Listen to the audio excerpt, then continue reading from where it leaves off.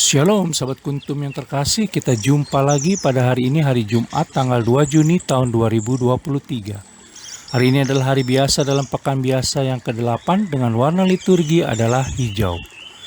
Kuntum pada pagi hari ini mengambil tema iman dan kuasa doa.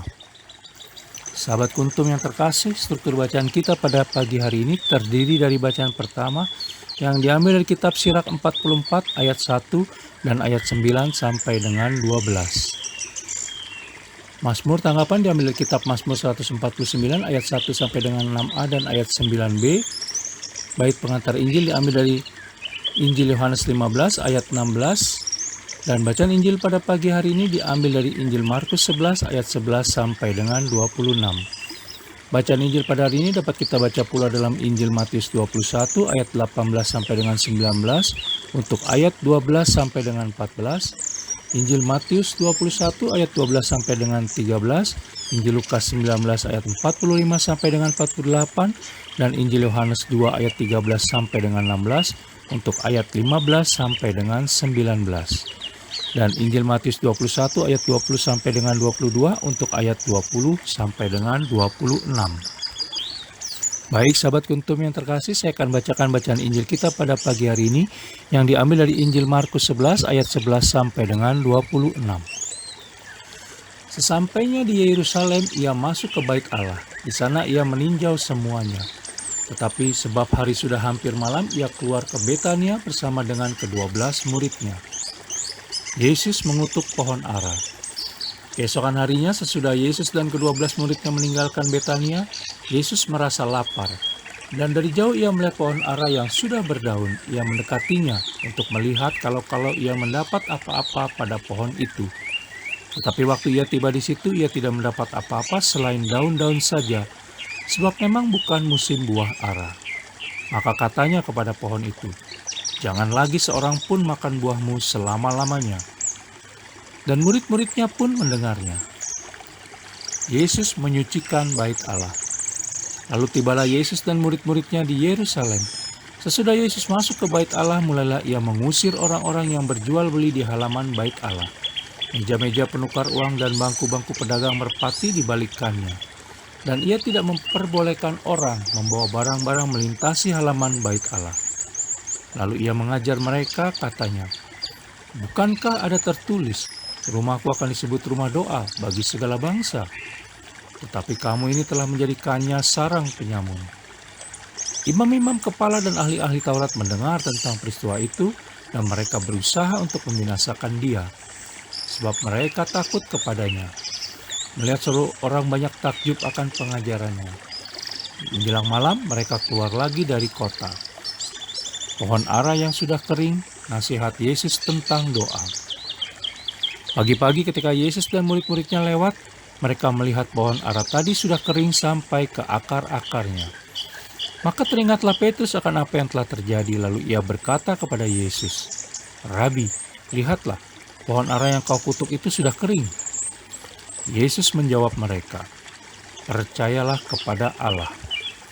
Aku berkata kepadamu, sesungguhnya barang siapa berkata kepada gunung ini, beranjaklah dan tercampaklah ke dalam laut, asal tidak bimbang hatinya, tetapi percaya bahwa apa yang dikatakannya itu akan terjadi, maka hal itu akan terjadi baginya. Karena itu aku berkata kepadamu, apa saja yang kamu minta dan doakan, percayalah bahwa kamu telah menerimanya, maka hal itu akan diberikan kepadamu.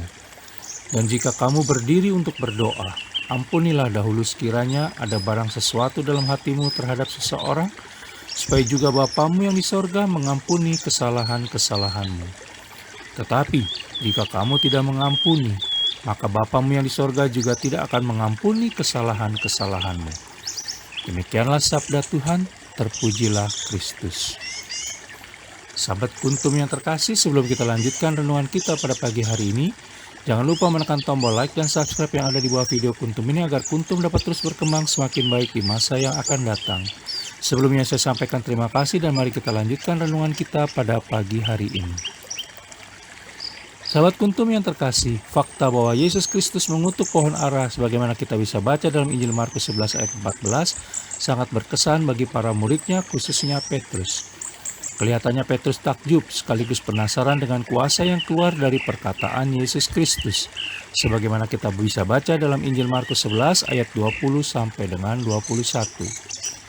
Menariknya adalah Yesus Kristus tidak menjawab pertanyaan Petrus, melainkan mengalihkan topik pembicaraan kepada hal tentang iman dan kuasa doa. Mengapa Yesus Kristus melakukan hal tersebut? Jawaban Yesus Kristus kepada Petrus sangat diplomatis, dan kesengajaan tersebut beralasan karena ia tidak ingin para murid terfokus kepada pohon ara. Yesus Kristus ingin fokus perhatian mereka tertuju kepada diri Allah dan rencananya, karena tiada hal yang lebih penting daripada mempercayai Allah sepenuh hati tanpa ada sedikit keraguan.